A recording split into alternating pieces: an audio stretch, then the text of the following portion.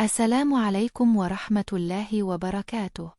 My dear sister, if you're watching this feeling tired of irregular cycles, hormonal pain, or a body that feels confusing and out of control, I want you to know something first. You are not broken. This space is for you. And today we will talk about PCOD through a Sunnah and traditional lens, with gentleness, hope, and trust in Allah's wisdom. Most women with PCOD are told the same thing. You'll have to manage it for life. But there is one Sunnah principle almost no one talks about. And when I understood it, my entire view of hormonal healing changed.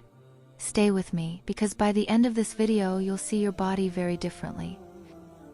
Allah tells us in the Quran that He created everything in perfect balance. Not chaos, not excess, not strain. When that balance is disturbed, the body speaks.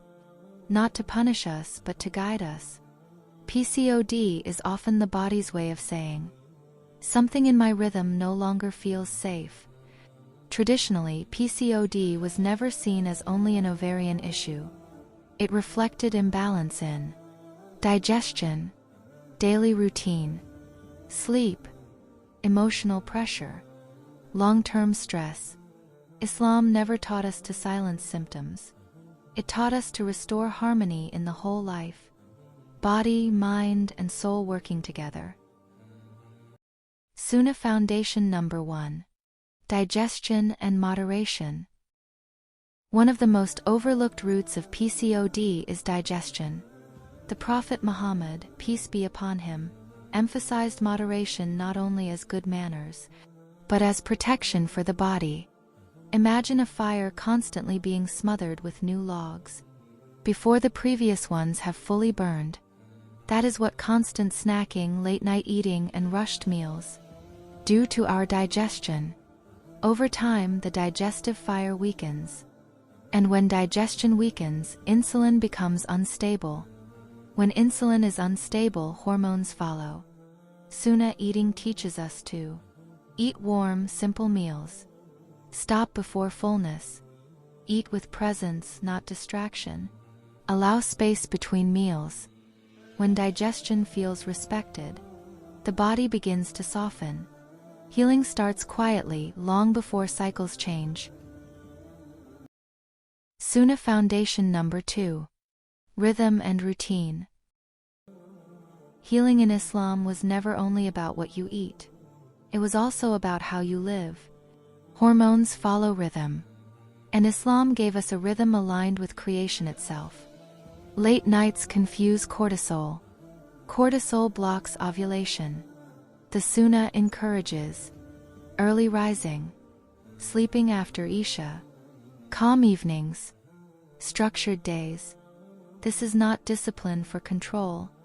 It is mercy for the body. Many women notice improvement simply by restoring sleep.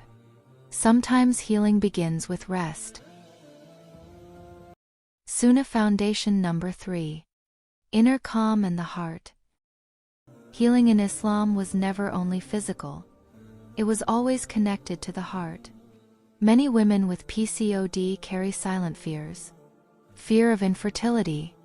Fear of being less. Fear of the future. Some tie their worth to cycles, marriage, or motherhood. But Islam never did. Your worth was written before your diagnosis.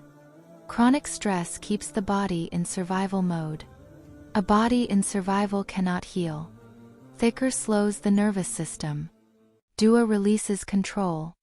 Tawakkul teaches safety. Healing begins when the heart feels held by Allah. A day in the Sunnah healing life. Let me paint a picture of what healing can look like. Not perfectly, but gently. The day begins with Fajr, a quiet dua, a glass of warm water with a little honey. Breakfast is simple, something warm, eaten without rushing. There is movement, not exhaustion. A walk in the morning light, stretching that feels kind to the body. Meals are spaced. The body is allowed to digest. In the afternoon there is rest. Not guilt, just permission to slow down. In the evening, screens dim, the heart settles, and sleep comes after Isha. Like the Sunnah taught, this is not a miracle routine. This is a return to rhythm. Small acts, repeated daily. This is how balance enters the body, not through force, but through consistency. Sunnah foods that support hormonal balance. The Sunnah never promoted extremes.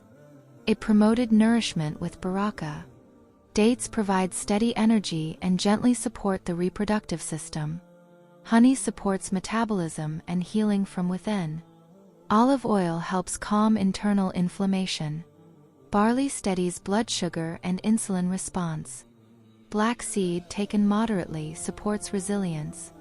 And this does not require a complete diet overhaul. Even 3 dates to break your fast, or a spoon of honey in warm water in the morning. Small, consistent acts carry barakah. These are not miracle cures. They are consistent companions to healing. Healing does not rush. It grows. Movement the Sunnah way. Islam never encouraged extremes. It encouraged consistency. Gentle daily movement improves circulation, reduces stagnation, and reassures the body that it is safe. Walking, stretching, household activity, these were never exercise. They were simply life. When blood flows, cycles soften. When movement returns, stagnation releases. The payoff, the forgotten Sunnah principle, Mīzān. Remember the Sunnah principle I mentioned at the beginning? It isn't just balance. It is Mīzān, divine order. The forgotten belief that your body was created with wisdom, and that it wants to heal. In the Sunnah way, you don't force the body into submission. You remove the obstacles. Stress, excess, exhaustion, emotional pressure. And when those obstacles are lifted, the body naturally returns to the fitrah Allah created. Reversing PCOD does not mean perfection. It means the body finally feels safe enough to respond. Healing is gradual. Healing is rewarded. And Allah is Ash-Shafi, the one who heals in His perfect timing. Ya Allah, return balance to our bodies, calm to our hearts, and barakah to our health. If this reminded you that healing can be worship, comment Sunnah healing. Share this with a sister who feels alone. And remember, your body is not broken. It is asking you to return to the way Allah designed you.